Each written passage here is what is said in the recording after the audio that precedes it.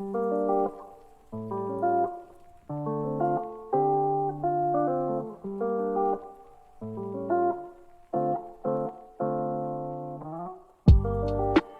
up, everybody? Welcome to another episode of the BrownBoyz Breakdown Podcast, where me, Hasib K, and my co-host Sean run through and break down some of the hottest news and updates in the world of gaming, music, movies, TV, and sports. As you may have noticed, it's just me and Hasib today. Going forward, I think we're going to keep that same format, just us two. It allows us to bring you special guests, different perspective, just new faces, different ideas. Assad is no longer going to be with us.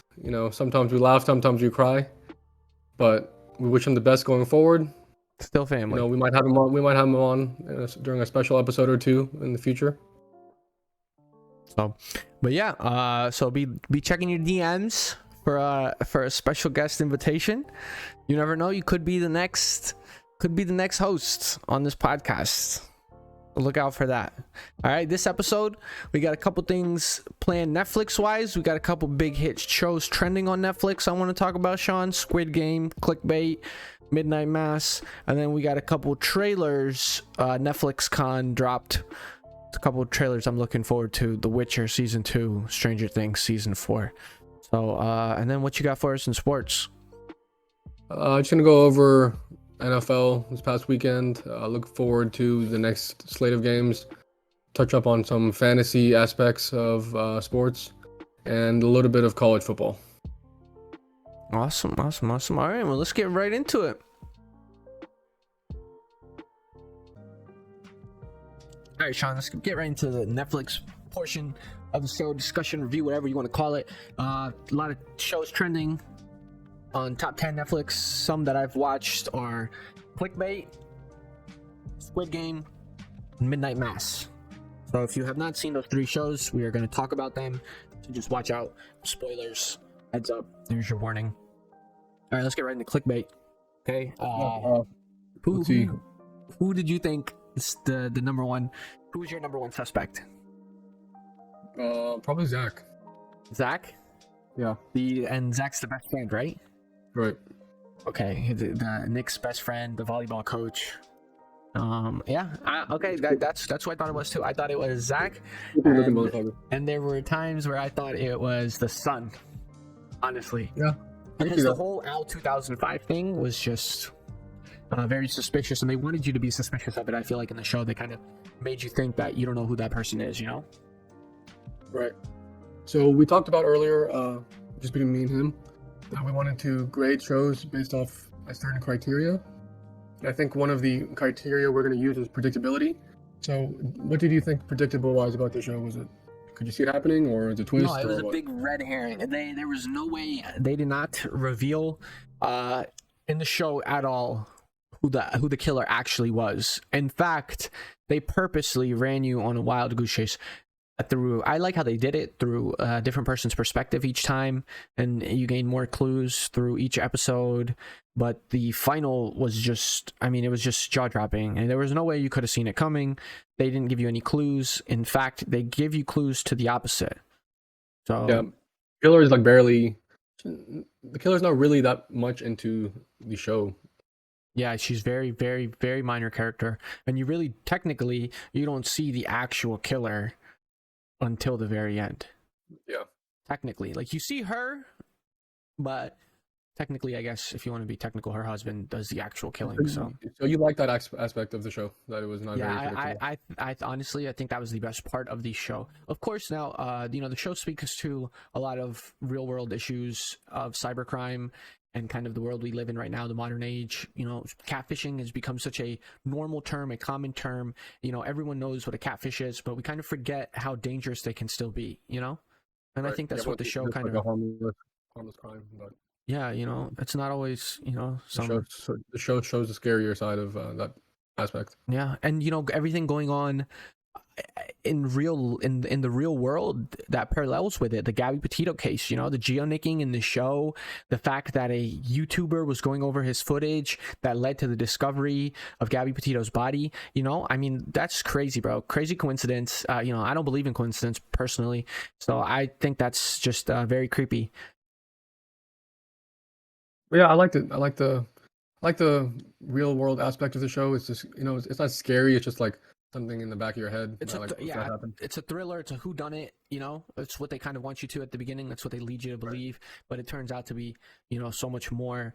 And you know, the show makes you feel guilty because eventually, halfway through the show, you start thinking Nick is a scrap. You're like, you know what, this guy. You know, this guy this guy did deserve the stuff that's happening to him. You know, maybe he wasn't as innocent as nice as a guy. He wasn't an innocent dude or anything. He had an affair, like a whole second. Yeah, well, that's what they wanted you to think, but the dude was innocent. You felt really bad at the end when you find out that he didn't do any of that stuff. I know. It's just the story leading up to it made you just. They made you think something was going on with the volleyball girls. Right. You know what I'm saying? Yeah. Emma, turns out she never even met the person in real life. I mean, come on, you know? That's the scary thing about catfishing. Like, crazy ass people like that can just easily ruin your life. The creator of the show, when he was doing research for the show, he actually discovered a case of a German guy who would convince people to kill themselves on camera in front of him. And it was pretty grisly. You know, it didn't make it into the show directly, but it did inspire some of the show. You know, right. The girl and all that. So when I saw the brother, I thought it was the brother. I was like, putting my money on the brother. And then when they revealed that there was only one person that he told about his affair, and that means that it's that one person who's doing the catfishing and that one person who also killed him, that's when I put all my money on the best friend, Zach. Do you think that the person who ends up being the killer, do you think that's like a cop-out, or do you think that's good writing? I think it's... I think it goes back to... It's easy to make a killer someone so small and... I think it's deeper than just hiding the killer in plain sight, like making the killer someone you wouldn't expect. I think it goes back to the message of, you know, like, a lonely old woman could be out there wreaking havoc, you know? Yeah. Behind a computer screen, you know, while her husband plays with model trains in the garage, you know? Right. I mean, it's just...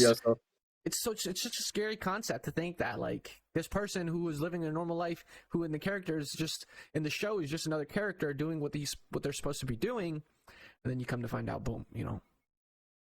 You never know you never know if somebody on the internet is really who they say they are. You never know who you're playing Xbox with or PS4 with is actually who you think they are. I will say this, in today's day and age now, you've came a lot farther. You know, back in the day, it was way more anonymous. It was way more, I feel like, mysterious. Back in the AOL days? Yeah. It was easy. ASL days? Come on now. You didn't know what ASL was on the other end of that. ASL was just, it looks like a little pedophile trick now these days. Yeah, it does. You know, back then though, it was really kids out here, you know, 12 male New Jersey. I'm pretty sure I always put like 19 male California. Oh yeah. California. Why was California always the state you wanted to put? I think I put California too. But no, I think the show, watching it back, I was like, this is a lot of filler material, a lot of drama, dialogue, you know, unnecessary. But once, well, the dialogue in the show isn't what really carries it. It's more just the overall story. Mm-hmm. It's the reveals that they keep giving you a little bit. They keep giving you breadcrumbs all the way until episode 8. Right, and that's when the big reveal. Rightfully titled "The Answer." Yeah. So. But you know, I think it was a good show. If you have not watched it, do yourself a favor and watch it. We try not to spoil too much, but maybe you're somebody who doesn't care about spoilers. Anyways, I thought it was a refreshing twist. You know, coming from someone who really likes to be able to talk out on movies and kind of, I thought it was nice to be shocked. You know. You know, people say that to you all the time. You're never going to guess who the killer is, you know? People say that to you all the time. But, you know, I'm sitting there, I'm trying to guess. But this situation in this show, you actually cannot. If we're going to go off our new criteria, let's just say for this episode, it's going to be acting, storyline, and predictability. What would you give it for predictability? Predictability? I'm going to say... good as like you didn't see it coming, and one is originality / predictability, kind of. That's what you're saying. Okay. Yeah, I give it a 9 all the way. I mean, my jaw was dropped. Final episode. A jaw drop final episode. Come on. The only way I think you can score higher than a 9 than a jaw drop would be what I think consists as a 10 is something like Red Wedding from Game of Thrones. Red Wedding, or something like Haunting of Hill House, where it comes back full circle. You know what I'm saying? That's the only way I think you can score higher. You know? So yeah, no, I agree. Those are, it has to be a very big shock. Which I still think about Hill House. You know, Yeah, I mean, Broke Neck Lady. I still think about the Broke Neck Lady. We need to have an episode about some other Netflix shows that aren't so new. Let's have a rewind. But speaking of new Netflix shows, let's talk about the biggest Netflix show out right now. Surprisingly, not only is it the biggest non-English Netflix show, but it's on track to become the biggest Netflix show of all time, period. All right? So the Korean thriller drama Squid Game. What'd you think of it? There's a lot of hype behind it. There's so much hype behind it, which is crazy, okay? Right off the bat, let me tell you what I didn't like about it, okay? I didn't like the acting of a key characters, especially the main character. I also was not a fan of just the lower level of humanity throughout the show. It was very dark compared to other Korean shows that I've watched and can compare it to. I think the baseline level of humanity was pretty low. No, I like to think there's a little more hope. The acting was terrible. Like, someone, almost enough to not even make me want to finish the show. The acting was so bad.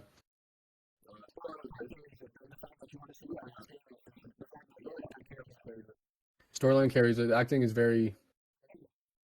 I'm actually surprised because I feel like a lot of Asian movies and shows I've seen, acting is pretty, like Parasite, pretty good acting. Vincenzo. All those other movies in Korea, like Train to Busan, pretty good storyline and acting. So I was just surprised with that with Squid Game, and then having to see all the hype behind it, wondering what's carrying it really. But I guess it's just those K-pop fans are really, really loyal. No, I will say this now. Alice in Borderlands was the first one I saw, and then Sweet Home, and then I've seen Vincenzo. I feel like the Korean Netflix shows have been gaining traction. Now, I know I watch a little more international stuff, so it might come across my feed more, but I know those shows were good. Good acting, good story, good everything. Vincenzo is actually amazing. If you have not watched that show, Vincenzo, please watch that show. It's amazing. But I think the fact that the games keep moving fast, they put the dialogue sequences and they put the kind of emotional pieces, they put them really well in between like pivotal points in the show where you're kind of watching to find out like what happens next as far as like their lives and the plot, and they kind of sneak those pieces in real nice. So as far as the plot goes, let's just do a quick little rundown about what it's about. First episode, you see a man, in his 30s, I guess, like begging his mom for money or different food or not to work as much. And then you see him like be a piece of shit and steal her credit card, go to the ATM. I don't know how, one in a million ways he finds the PIN code on the last try. So he's a man, down on his luck, not working. Yeah, the desperation shows. I think that's what they're showing. He's trying to gamble. It comes across as like a pay to play, incentive. Like, you do this, you get paid, easy money, but there's always consequence behind it. Mm-hmm. Yeah, I think Hunger Games. People call it a lot Hunger Games. I mean, it's poor, desperate people, made to play these high stakes games of life and death. They're childhood inspired, like playground games, I guess you could call them. Yeah, just like next level. Red light, green light, tug of war, and the one that they originally invented, they call it Squid Game. Yeah, I've seen Squid Game getting so much hype. I've seen it on like ESPN and SportsCenter Instagrams. Wow. Like people going on the street, like playing little games, and then I've seen like a clip of them making a Squid Game cookie. Crazy. Yeah. 14 billion videos with the hashtag Squid Game have appeared on TikTok since the show premiered. Yeah, that's just TikTok. Nuts. Rotten Tomatoes, the show has 100% critic score based on 7 reviews, and then the audience score is 87%. That's nuts. That's nuts. The Yeah, number found on the back of the card was actually someone's real number. She said she receives like up to 4,000 calls and texts a day. Poor I also lady. read that some lady's bank account was on there too, or something, and she's been getting money. Oh no, Or something really? like that. Yeah. Well, no, I think I know it's that lady's. It's a real lady's phone number on the back of the card, like the card. I The think number. they said. I think she said she's been getting money on Venmo. That's crazy. They probably have been paying her. Netflix is like, well, what do you want us to do? You should just change your number because the show's already been released. You can't change the number in the show. I feel like pay me for something. Pay me for that bitch. What the fuck you talking about? Pay me for that number. I know. This ain't no fucking Mike Jones. Like, yeah. I think the show also tries to highlight financial disparity in South Korea and like the housing market, and it's kind of similar to like Parasite, like you were saying, just the poverty level in South Korea, and I feel like just the wage gap or the wealth gap. When the rich are playing little games with the poor and driving the poor to do, things you do out of desperation when you're trying to survive. Yeah. I was very disappointed in how they ended the cop storyline. I saw that coming, that his brother is obviously still alive and working for the games once he discovers in the file that he won the game. But it's just kind of like, really, that's it? You shot him off the cliff. Is he alive? I'm pretty sure he's still alive. He got shot in the shoulder. He showed him his face.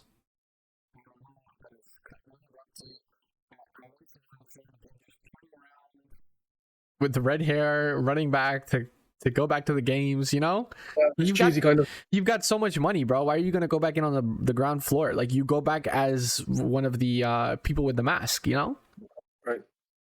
Yeah, he's just greedy, bro. That's what it comes down to. He's just a scrappy. He's just he's just a street level scrapper. That's it.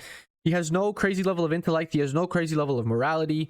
I mean, they show him grow as a character personally. They kind of see where he draws the line, as like, what am I willing to do? What am I not willing to do? Right. It's pretty sad to see all the characters die too. Yeah, I mean, that's how I expected it to end. I feel like a lot of those agent storylines have the same ending to the people you care about in the show. Yeah. Yeah. You think it's gonna set up for a season 2 or what? I mean, it's Of making too much course. money. Come on. This kind of traction. Yeah. Look at Money Heist. Yeah, you have to They do revived something. Money Heist. They dug Money Heist out of the ground once it kind of got popular. So it's like one of those shows, man. 4 episodes now, 4 episodes in 6 months. That's how it goes, bro. So I really want to Vincenzo. I really want to Vincenzo season 2, but they closed Vincenzo out so well. It's so nice and long and drawn out, and it gives you plenty. Very satisfying long episodes. Nice. Well, hopefully they hear this and they understand you're the number 1 fan. You just watch Vincenzo, bro. It's so good. He's such a G.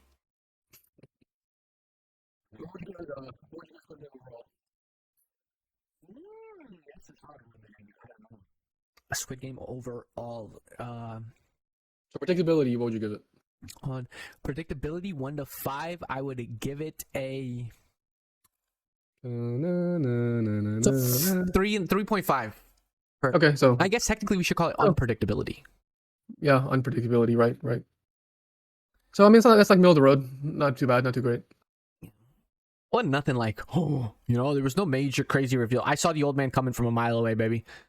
Yeah, I did. And you would too. For acting, I'm pretty sure I've seen better acting at the local theater. I've seen better acting at the Cambridge Center, bro. Like that, bro. Better acting for fucking basketball court fluff. I'd probably give it a 4 for acting. The dub mixed with the acting was just. Yeah, it was pretty rough. The story, the show plot had to carry it for sure. Yeah, the plot was definitely a lot to do with it. I think a lot to do with it too was how it related, to the TikTok stuff. It made a lot of the little kids watch it. TikTok. The fact that it gained so much popularity, a lot of kids. I'm sure they have videos on TikTok of them reenacting. It's probably a lot of people's first Korean show. Oh yeah, definitely. So.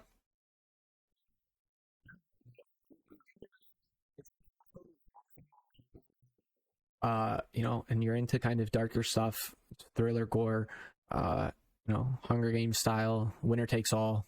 Say it's a must watch? No, it's not a must watch. I wouldn't say it's a must watch either. I'd say if you have time, watch it. But if I could tell you to watch that or Alice in Borderlands, I'd tell you to watch Alice in Borderlands. I'm gonna keep it a buck, child. Yep. Vincenzo and Alice in Borderlands. Definitely. Number 1 fan right here. Number 1 fan. Vincenzo is so good. Dude. Don't comment. Don't talk to me about it until you watched it. All right, watch the first episode. Okay. I believe it. I'll give it a chance. It's just the first episode. I have you hooked. I'm gonna text you. I'm like, bro, what the fuck is this bullshit? Vincenzo Casano. So let's move on to the last show from Netflix that came out in this past week. You know, a day after my birthday. Happy birthday to me. Happy birthday to Sean. Old as fuck. But it's Midnight Mass. The same creators as Hunting of Hill House and Bly Manor. Mike Flanagan. Yep, 2 great shows. Actually, I would say Haunting of Hill House was great. Yeah, Bly Manor was okay. Let's not call Bly Manor great now. Yeah. Hunting of Hill House was great though. Great. Like we said, I still think about the broke neck lady.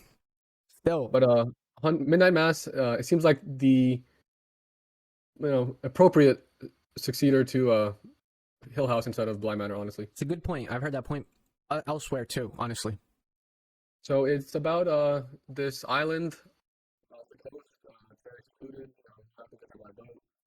a very small town, maybe a couple, 3 or 4 dozen people live in there, all very religious. And of course, there's one Muslim on the island. He's a sheriff. Don't know how the hell he swung that. Technically 2. 2, his son. But let's not even get into the fuck shit his son is doing, bro. His son is a total cop out. I don't really want to talk about that dude right now, bro. Sacrilege, bro. It's blasphemy. Astaghfirullah, bro. When you see the show, yeah, his son, yeah, bro. I'm sitting there going, astaghfirullah. Like, I cannot even imagine doing that, pulling that kind of shit with my fucking. You the only brown man, you the second brown man in town. You gonna turn your back on him, and that's your dad? Come on now. My God. But it's about this dude. You see, the show starts off with the quarterback from Friday Night Lights. He is, it looks like a big time tech starter in the, looks like Chicago, I believe. And he gets in a car accident. He's drunk. He ends up killing this little high school girl. He goes to jail for it, has nightmares over it. Obviously, the same stuff, Mm-hmm. You see the ghost. The ghost, like very similar to Bly Manor, if you guys have seen it, where, it haunts her. Up in his head. Mm-hmm. So by the time he gets out of prison, he can't really afford to live by himself. He moves back home with his parents. His mom loves him, prays for him every day like any good Muslim mom would, but she's Christian.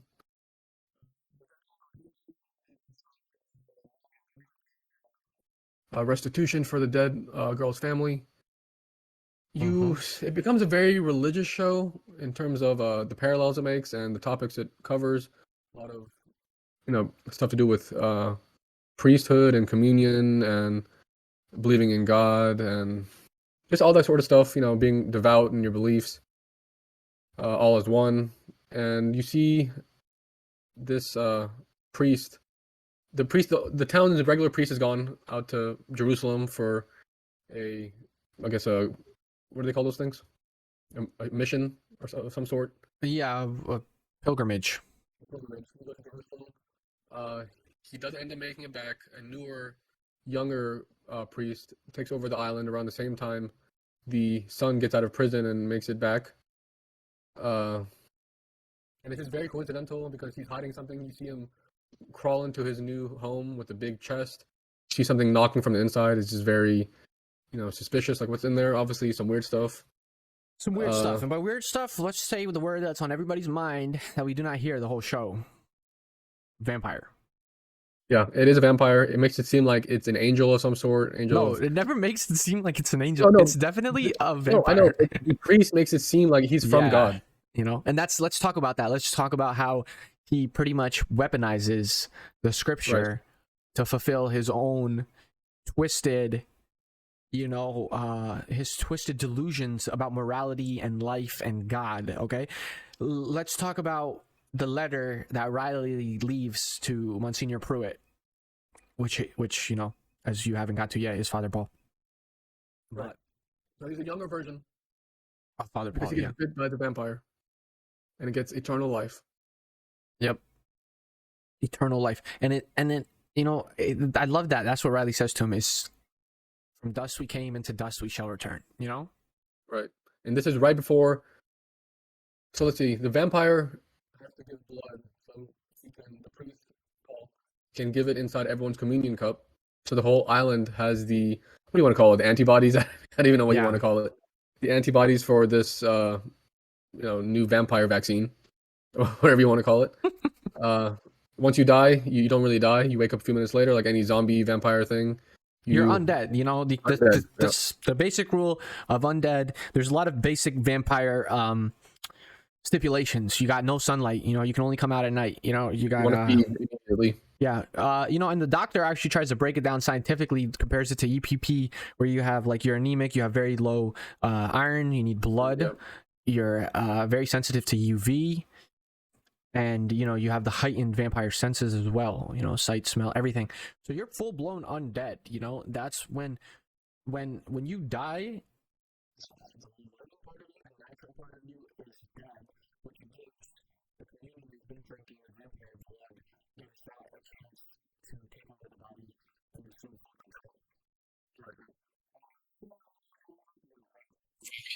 Riley Flynn. Well, one of the first things I noticed, when it comes to predictability, I noticed that the doctor's mom and Riley's dad, they looked very they look they're wearing like a Johnny Knoxville like old man suit. I was wondering like why are they making this? Why are they not just casting old people? And it hits me because every time they hit communion and the vampire blood is in there, they get younger and younger. They're de-aging. Yeah, to the point where the doctor's mom no longer has Alzheimer's and looks younger than the doctor by the time the show gets closer to end. Yeah. So that has something, like something you might notice watching it. Just look at their skin; it just looks very, very makeup-y. Oh yeah, the dad, of course, because you can, the dad especially, he immediately, because you've seen him with makeup on in the last, the prosthetics and everything. So you immediately can tell it's his dad. His little beady eyes, the dad's beady eyes always give him away to me. You know what I'm talking about? Yeah. So right off the bat, I knew something was like, all right, this is gonna be tied into the show somehow. I was expecting flashbacks, honestly. I was expecting flashbacks too. I wasn't expecting current like modern de-aging going on in the show. I expected flashbacks. I was expecting them for continuity reasons to just use as flashbacks. Let's talk about a theme that's pretty heavy in Mike Flanagan's work is recovery and addiction. Oh yeah, definitely, especially in this show and Hill House. Yeah, that's an underlying theme in all his works. Personally, I think that's him. There's no escape from addiction for him in this life or the next. He makes that very clear in his shows. And I like in his show, they highlight a lot on the Serenity Prayer. Right before every AA meeting. Yeah, and the Serenity Prayer, and that applies to a lot of things, and I think that goes a general theme in all his shows. Like that carries. Is that it's about a lot of self-sacrifice. You notice people are sacrificing themselves for the ones they love, and in these shows a lot. Love is a very heavy theme. Sacrifice. The little brother in Hill House, Riley with his girlfriend. All big sacrifices. The parents in a lot of the shows in this show. A lot of the parents from the kids. Yeah, so it's his happy endings usually come at a cost. Yeah. Definitely, and it's and very even well in this tied one, together. It kind of tugs at your heartstrings a little bit, but very well written. I think this show and Hill House blow Bly Manor out of the roof. Like, not even a comparison, honestly. Oh yeah, I'm so glad that they brought the actor back, the brown actor Rahul. Rahul Kohli. Yeah, Rahul Kohli. Yeah, I love him. Sharif the sheriff. Sharif, yeah, the sheriff. Yeah, stuck for a lot better son still. So I loved his character in Bly Manor, honestly. So, but yeah, he was one of the bright spots in Bly Manor. I like the woman too. The mom from Hill House and the lady telling the story in Bly Manor, the survivor. Right. Yeah. The Gardner. I wish her character was returned. I really like her character. I was looking through the cast and crew, and she's actually someone in this show. She's in one episode. Oh, she is. Her name is a lot of different shows. She's in the movie with The Rock. Yeah. Something Zorro, Gugino, I think. Yeah, something with Gugino, I think. But yeah, she's a background character in one of the episodes in this show. I was hoping it would be Millie, like the doctor's mom. I was hoping it would be her when she de-aged. Right. But Millie wasn't that great looking. She can't be looking that great, Come on. Oh, I knew it was Father Paul from the beginning too. Yeah, honestly, Father Paul. I'm sorry. I knew Father Paul was Monsignor Pruitt from the jump too. I did not. I got kind of suspicious when they were sitting on the bench talking about Monsignor Prue won't be back for a long time. If we're being honest Well, with he each other. kept saying, he was like, oh yeah, Monsignor Prue. He's like, oh, I don't know about him. I'm like, either he's dead somewhere, he's in the box, or something happened to him. He came back. Monsignor Pruitt, the younger version, his acting, I think one of the brightest spots of the whole show. Oh yeah, a phenomenal actor. He's a great actor. Him going to see Millie's character, the doctor's mom character, is one of the things that solidified him actually being the Monsignor himself. Because why would you care to go to a woman who? Yeah, come on now. It's. But not, yeah, his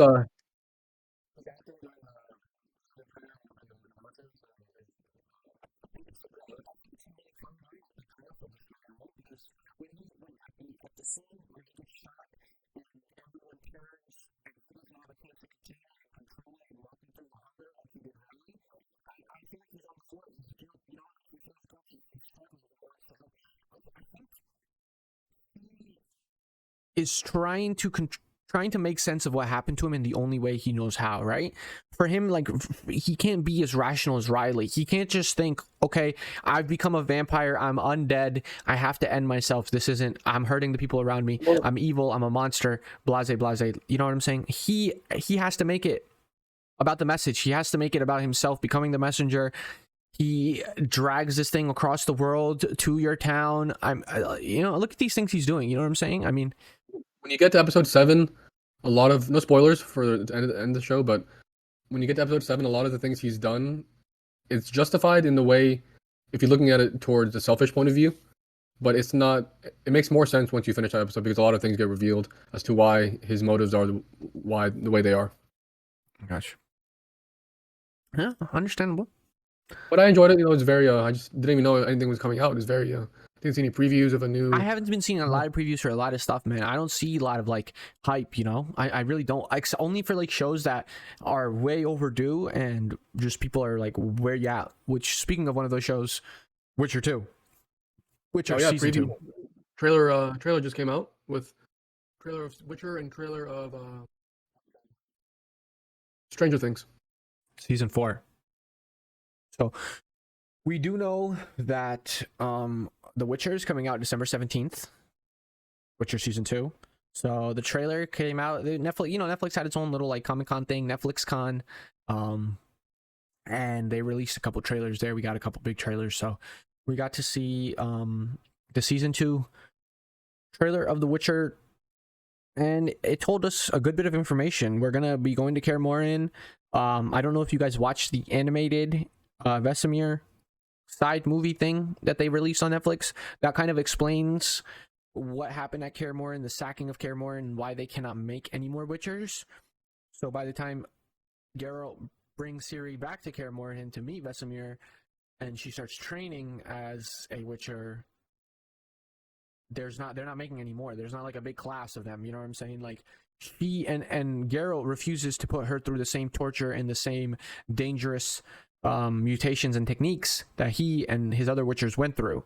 But it's okay because she has elder blood inside of her, and that will make her just as powerful, if not more powerful, than the Witchers. So she's going to start her training. You're going to find out a little more about her backstory. I think they're doing a story out of the book, which is kind of like a Beauty and Beast similarity, I guess. It's like very similar to a Beauty and the Beast. It's a darker Beauty and the Beast. So that thing he's talking to in the trailer, that beast-looking thing, that's the beast of the story, and you hear the beauty, the Bruxa, which is kind of like a female vampire. You hear that too in the trailer. I think it's amazing. I think Henry Cavill only got better, I think, playing Geralt as he went on. I love the story. I love the universe. I love the world. I'm really looking forward to that. Amazing. I loved all the swordplay, all the action scenes, the music. It was amazing. The season 1, I was a huge fan. So I'm super excited. December 17th, Witcher season 2.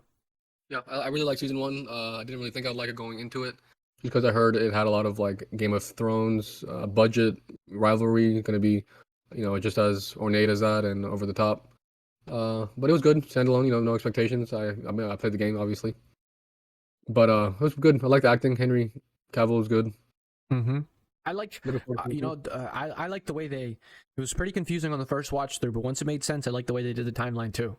Yeah, well, that's another Game of Thrones thing. It's pretty damn confusing the first time. Yeah, but the timeline, I think once it makes sense, it makes beautiful sense. But the final scene of season 1 just is so hard. I mean, you feel so much when she's running through the woods and she finally finds Geralt. You know what I'm saying?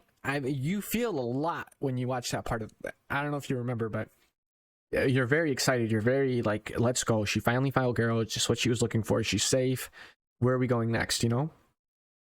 And so Definitely. I think they're loosely sticking to the book stories. There's a lot of short stories in the books, so I think they're kind of picking and choosing chronologically, maybe not necessarily in order, but to go with. So but there's a lot of great tales, a lot of like quests from the games that they can use. So let's see. I'm really excited about it. So Yeah, definitely. It's gonna have a big second season premiere. that's for sure. All right, and we got a Stranger Things 4 trailer as well, huh? Yeah, I don't know what to say about Stranger Things. You see the Creel house.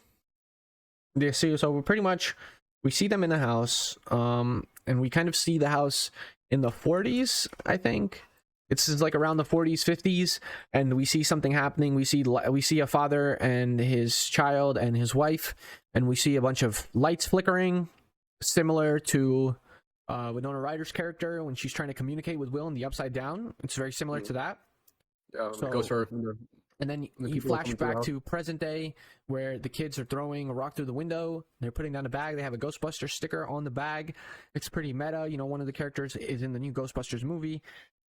And yeah, they're not even kids anymore. yeah, they're not. They're like teenagers, kind of. And I guess they're like Ghostbusters now, or something similar, where they're looking and they're going to this house, this old creepy Creel house, haunted house. And, you know, my guesses are that maybe the connection to the Upside Down is very weak in this area. And so maybe they're trying to get to the Upside Down to destroy the Mind Flayer in the Upside Down, because every time they destroy him in their world, he can just, you know, he has some type of avatar or some type of figure he's controlling like a puppet. So they need to go to the Upside Down to properly kill him completely.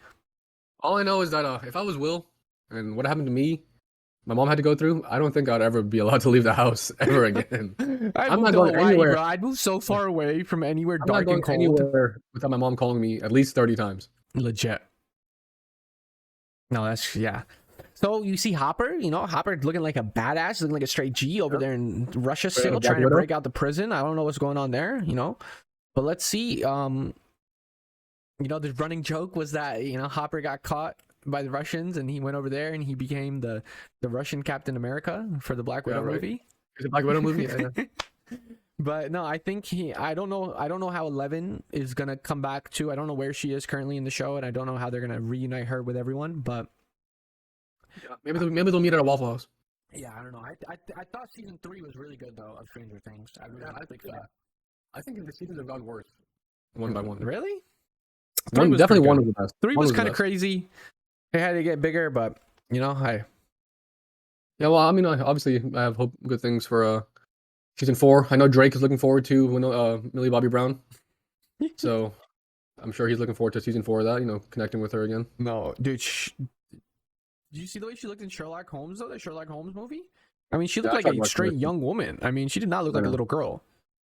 Yeah, I mean, this she's not 11 no more, bro. No, definitely not. But she did a great job too. She was an amazing actress in that that Enola Holmes movie. I mean, Yeah, good acting, but I didn't like enjoy. an amazing I didn't actress. enjoy the movie.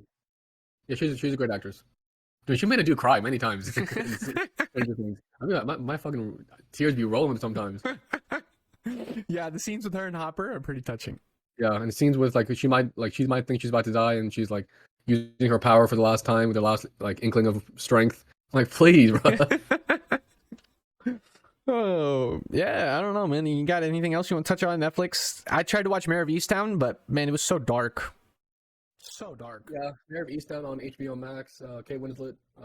Many awards have been given to it, acting and It's storyline just so wise. dark. It's so dreary. It's so like, Definitely, that's what Mayor of Easttown is, just dreary. yeah, it's like the bitch strung. You know, there's a bait. Come on, you know. I mean, these shows are just so tragic. I'm not gonna lie. It makes me sad when you see kids with unfortunate circumstances and pets dying. Come on, it's pretty intense. I mean, Yeah. those, That is, Those are watch out! rough. Spoiler in Midnight Mass. Just keep an eye out for the dog. Don't actually, just don't notice it, so you don't notice Yeah, it don't know. got. Yeah, it's gonna break your heart. Just don't notice the dog. Just fast forward, right until after. But shows I've been watching lately. I've just been watching some classics. Some sad news. Mozzie from White Collar passed away this past week. Oh, no way. Yeah, he passed away from I think it was pancreatic cancer. He Oh, passed I away love last this week. character, man.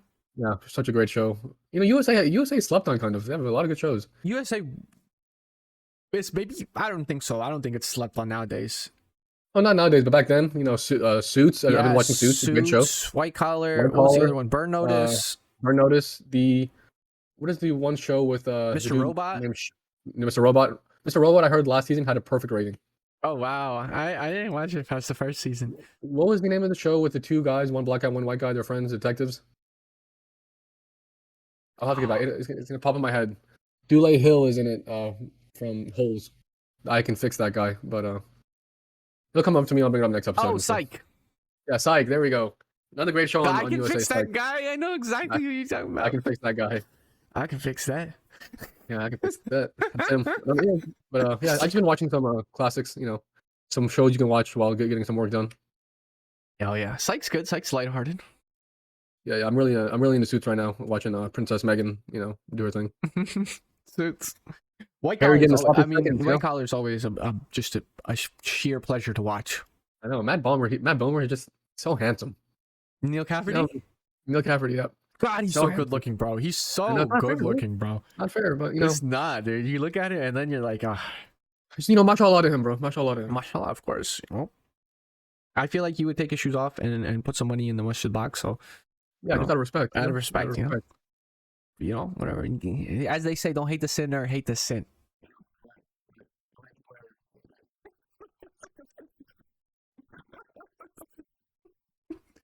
All right, let's wrap it up for that should do it for Netflix and everything Netflix. Yo, everyone, it is my special honor to introduce our very first guest host, my boy, Chance G, aka Chance DG, aka Kairos, member of SKT Gaming, avid sports fan, just a wonderful person all around. Say hello to the people, Chance. What's up? Hey, what's up, guys? My name is Chance. He asked me to come in and commentate some on his sports section, so I said I'd try my best. Hey, thank you so much. Sean, what you got for us in sports this week, man? Chance is actually currently in our, I guess you would call it our SKT Gaming Fantasy League. We're both 2-1 after 3 games, heading into week 4. Chance, you want to give the people the name of your team real quick? My team is called Cockamungus Rex. Currently we're for sure hung. Currently in first place in the West Division. I am currently in first place in the East Division. Both looking good. Smaller league, but really competitive. And yeah, so far so good. Looks like Rezi ain't doing so great right now. 1-2. That's okay. Hopefully you get to meet. We'll bring on Rezi on the show. Hopefully pretty soon. You get acquainted with him. But as far as sports goes, let's see. We have a big game coming up this weekend for every Alabama football fan. 2 weeks ago, they came off a win against Florida in Gainesville in the Swamp, beating Dan Mullen and Emory Jones at home with a freshman quarterback, Bryce Young. And now this weekend, there's a home game. Ole Miss is coming into Tuscaloosa. Roll Tide. Heisman quarterback, Roll Tide. Heisman quarterback, hopeful, and probably leader at this point. Matt Corral, 9 interceptions, 9 touchdowns, 0 interceptions through he's had a bye week, so just about a few games. And they're coming to town. Lane Kiffin is looking to become the first Nick Saban disciple to beat him as a head coach. No one else has been successful. Many have tried. 0 have been successful. Did you see his post? Did you see what he said? His quote? Yeah. Lane Kiffin, I don't know if it's real or not, but it's damn funny. Lane Kiffin was a frequent at the bars when he was offensive coordinator in Tuscaloosa. He would hit up Innisfree, Gillettes.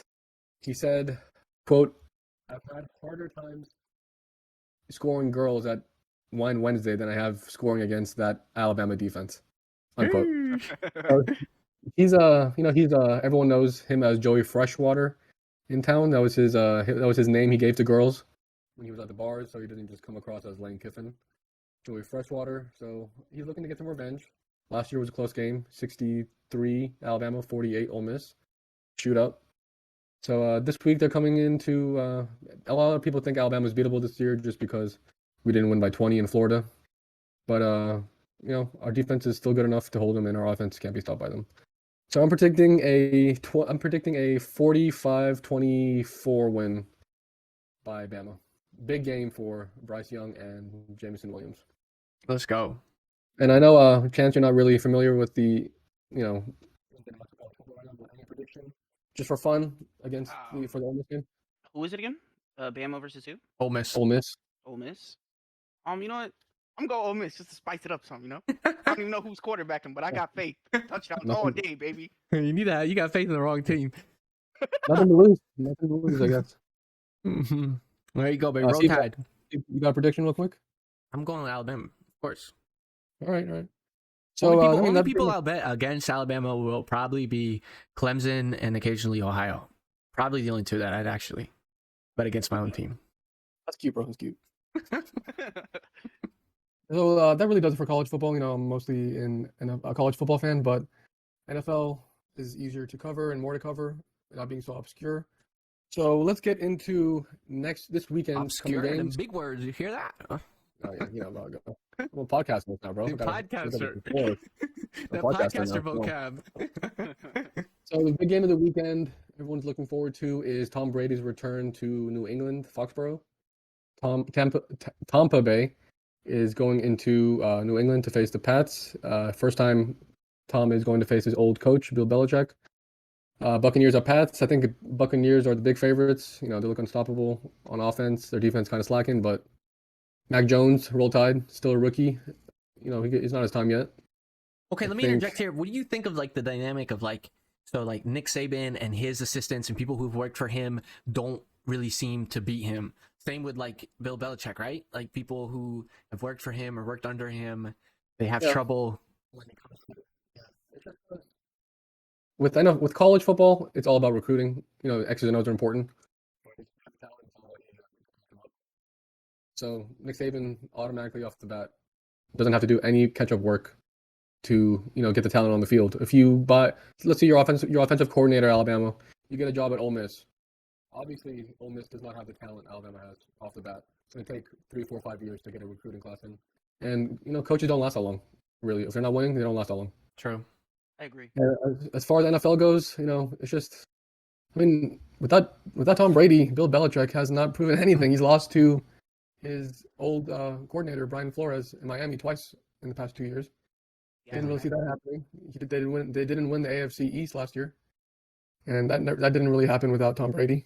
The Bills won last year, and I think Bill Belichick benefited greatly from having the GOAT as his quarterback. 20 years. Wow. For sure. 20 years. It's a long time. Yeah. I just saw a TikTok where they were doing a Tom Brady comparison, and they pulled up Madden 05, and Tom Brady is in there, and I think his overall was a 97. And they were going through and showing all of the older NFL players, and some of their sons are now playing in the NFL. Right. And he's still in it, and they're out. Antoine Winfield, he played back in 05. His son plays now at Tampa. Yeah, his son plays now, yeah. Wow. Yeah, he's been around. He's been around longer than most quarterbacks have actually been alive. A lot of rookie quarterbacks. Yeah. Tom Brady's been around for a minute. What do you guys got for Tom's return to New England? Who's gonna win? I think Tampa wins. I think it's super easy. I think Tampa it's a blowout. Yeah, I tend to agree. Tampa all day, baby. Okay, that brings us to the game tonight, Thursday night football. It's going to be a snooze fest, but it's in prime time. Jackson Jaguars, led by Urban Meyer and Trevor Lawrence versus Asib's team, the Cincinnati Bengals, with Joey Burrow and Jamar Chase. Who you got? Oh, man. It's going to be Bengals for me. I'm inclined to pick the Bengals, but I'm hoping Trevor Lawrence comes out and shows something. Show some hope, because he's thrown quite a few picks. Yeah, it's not looking. Last year's rookie class looks miles better than this year's rookie class when it comes to quarterback. Yeah, I have the Bengals, but I'm hoping Trevor Lawrence can show something. I think I got the Bengals by at least 10. Yeah, think same. I think their offense is too good. I think their offense is too good. Yeah, Trevor Lawrence is throwing 5 touchdowns for 7 picks. Yeah, it's not, and they just all around now look great on offense. And they haven't really been using Robinson like they did last year. I know, it's Last a year, shame. Robin was one of the Shame, bro. top fantasy players. They've and had now a nothing. they're not using Robinson the right way.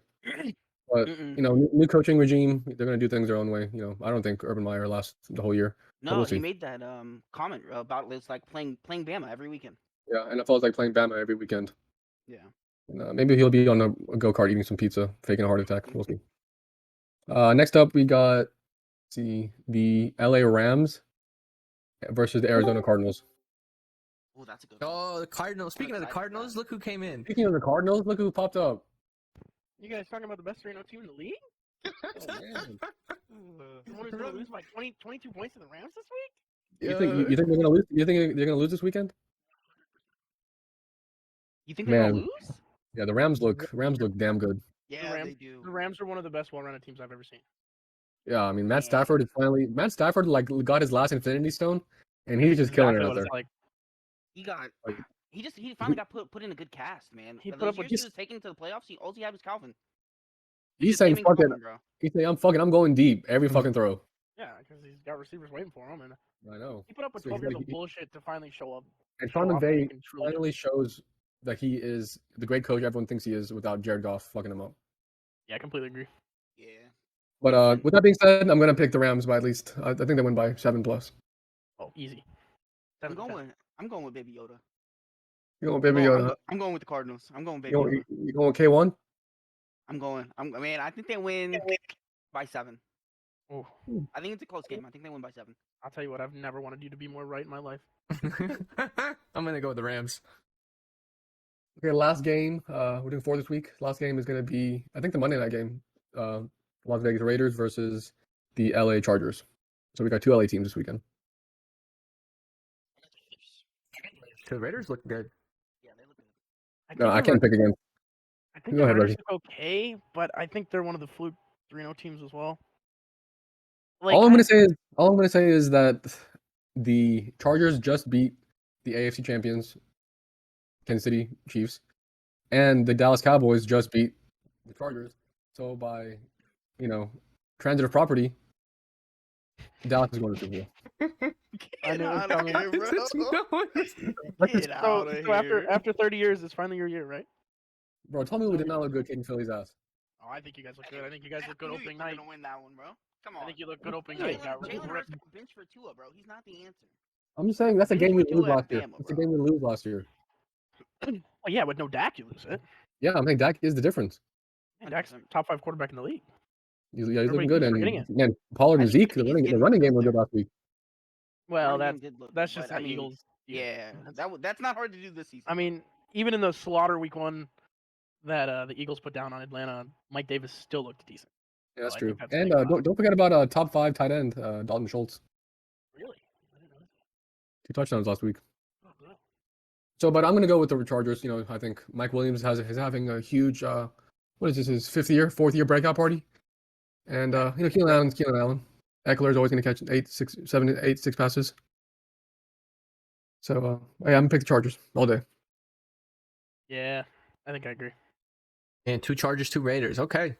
I got the Raiders. Hey, that's an old battle of California right there, bro. People Herbert- getting Old Herbert People guy. looked getting- a little rusty, looked a little nervous his first week or 2, but he finally looked like himself and looked Yeah, like he what looked we good. expected last week. people die out in California for being a Raiders or Chargers fan. Oh, absolutely. There is a death every year, like between like when the 49ers come here, there's a death every year, like in the bathrooms of the Cardinal Stadium. Yeah, it's What the hell? it's crazy. Well, It's it's not not a joke. dead ass. In We're there, not even bro. kidding. Dead That's ass. not a joke. People die.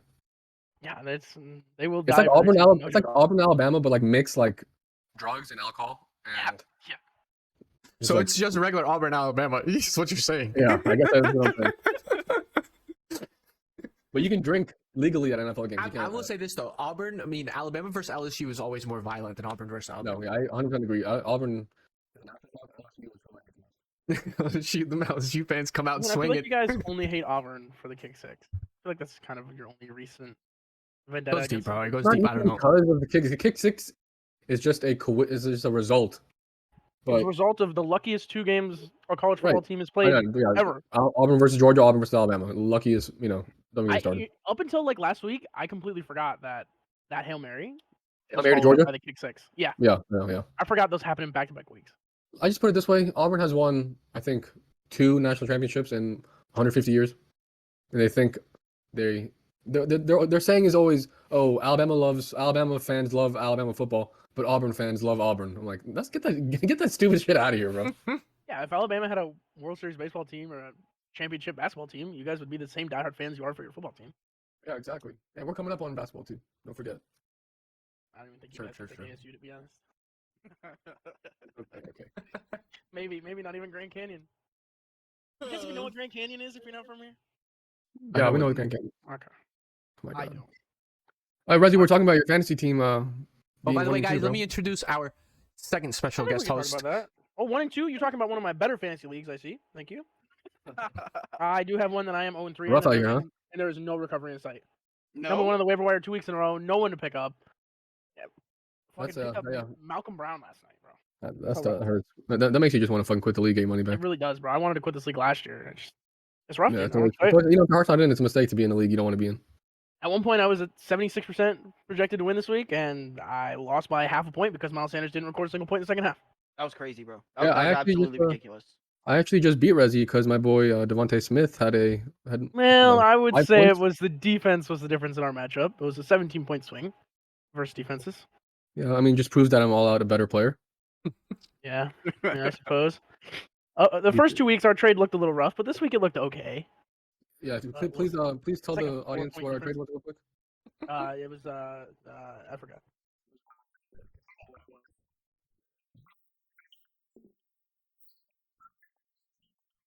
Right. You Let's know, just leave it at that. Sometimes you just got to make a donation to the guy who needs help in a new league. I mean, it is what it is.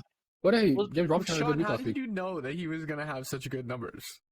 Because Stafford, he was just hoping Stafford does what he's doing, and he was Well, right. At the end of the day, White is right. All right. So I'm gonna go with the White connection. I guess, bro. I guess he knew Matthew Stafford was maybe like low key, like would rather throw to the wide receiver. I don't know. It's a brotherhood, Rezi. You know that. Yeah. Robert Wood looking rough in my league too, man. Oof. Look, Bobby I'm Trees. just surprised Gabe has done so well. In the Can I league ask you a as he question, Sean? has. Yeah, you can. I guess. Is Allen Robinson ever going to be good this year? Oh, yeah. I thought about going into this year. Andy Dalton is surprisingly his best quarterback on paper ever to start his season. But man, they're dog shit, and I do not want anyone on the Bears. Really, they're really bad. Really, It blows my mind that they limped into the playoffs last year, and they're this bad with all they've done is seemingly improve. In my in one of my fantasy leagues last week on Yahoo, someone started Justin Fields, big Bears fan. He had negative 9 points. Look at my Rodgers, bro. I've never seen a defense get negative 9 points. Yeah, the defense is rough. I don't understand. I really don't get it. What, And like, I'm a Bears what fan. are his so I'm- stats? He got sacked like 8 or I'm gonna be 9 honest, times. Chance. You could go out there and probably put up more fantasy points than Justin Fields did last week. I would just run. I wouldn't even that should be his mentality, but apparently he doesn't know how to run anymore either. I don't know. But Let me pull it up real quick. Here it is. you think Last Minnesota's week gonna win that he had division? last week he had 6 completions, 14 incompletions, 68 pass yards, 9 sacks. 9 sacks. Damn. And Damn. 3 rush attempts for 12 yards. Yeah. You guys see that clip of Myles Garrett on Twitter? He Where it should've looked just like he looked like he teleported around the offensive Yeah, line. he just Listen, literally fucking shit on that offensive lineman. Yeah, it was ridiculous. You think Minnesota's gonna win that division? No, Green Bay. Come on. Really? I don't know. Yes. Oh man, No, I Green feel like Bay- Minnesota's Green finally Bay, the but- offensive powerhouse they wanted to be for the last 3 years. I think the defenses are a push, and I trust Aaron Rodgers over Kirk Cousins.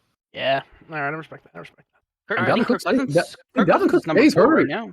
He does, bro. I had to pick up Madison. That's bull. I'm tired of his ass. But I'm glad I traded him in many leagues this offseason. Who Cook?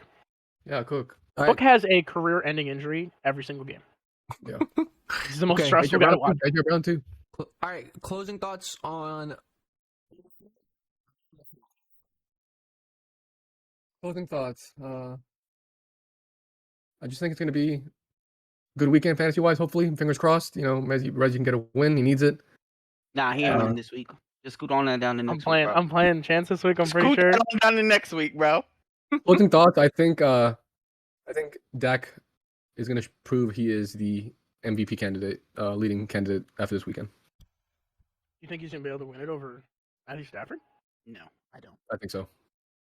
You think he could play at that high of a level for long enough to take it from Matthew Stafford? Yeah, I think so. Easy move. I think Matthew Stafford's going to come back to earth, and Dak's already had his most mediocre game stat-wise, so it's going to be up from here. All right, I agree with that. You guys got a pretty light schedule the next 2 games too. And we actually have the 8th easiest schedule for the rest of the year, because we're facing Philly and Washington and It's Giants. like Carolina this week. Hey, Right? what happened to Washington? It's got worse. I guess because the starter went down. But Yeah, then the defense sucks. yeah, like how do you like? It's just like the Bears. How do you go from an elite defense, keep the same guys, and just start sucking? I don't understand. All right, Chance, you got any closing thoughts? I think Matty Stafford wins MVP. Closing thoughts. Closing thoughts, okay. So 2 for Stafford, I guess 1 for Dak. It's just the way it goes, life of a Cowboy fan. Oh yeah, because the world's so against you guys. All right. Well, You uh, just got 10 to 10. You just got 10 to 10, man. I don't want to hear it. Yeah, okay, fat ass. Oh, y'all All right. did. Y'all did. Well, we appreciate Reggie He and Chance. he can break his legs on the big screen. Yeah, that's true. Well, like I said, we appreciate Rezi and Chance joining the podcast this week. Yep. Maybe they'll be so inclined to join us again for sports next week, because Yeah, but We like I need said, them. we plan on mixing it up. We plan on getting fresh voices in here. Hopefully keep it fresh. So keep it interesting. And we, as always, appreciate you guys. Thank you so much. Rezi and Chance, if you guys stream, shout out your streaming names. Oh shit. Oh, yeah. I Yeah. do not stream. TTV Reswold with an underscore at the end. Yeah. Easy? Twitch.tv/Reswald_. And my boy Kairos, aka Chance, aka Sturdy Dex, does not stream, but he will beat you in Madden 22. Just name the place and date. Ain't that right? That's for sure. That's for sure. That's All honestly, day you can that's get the honestly smoke. facts. Except for me, he can't beat me yet, cause I ain't played him. That's the key right there, people. You don't play him, so they can't That's say the he key to beat never you. losing. Yep. Wow, bro. I literally told him that the other day. I said, bro, you just don't want to take a L, bro. That's why you don't want to play me. No. All right. Well, let's go ahead and end out the podcast. I guess that's gonna wrap it up for us. Again, please leave down in the comments below what you liked about our Netflix discussion, what you thought about the twist at the end of Clickbait, what you thought about the acting in Squid Game. Tell us if you liked Haunting Hill House. That was Haunting of Hill House or Midnight Mass better. We want to hear your opinions. We want to hear your comments. Again, your opinion matters here. Ours do too. So did our special guest host, who we want to take a second and thank you for coming out and helping us round out the sports segment. Appreciate it, guys. No problem, man. I was here for 2 whole minutes, so thank you. Better officially late than never. Hey. All right. So we will see you guys next episode. Hopefully we got some artwork for you on the way. We had to make some minor adjustments to it. You know what I'm saying? Had to make some clippity clips, some cutouts. Last second adjustments on the wall. Hey, we try to let you get in on the ground floor. Just remember that. All right. So Let's cut the pod. all right, we'll see you guys next episode.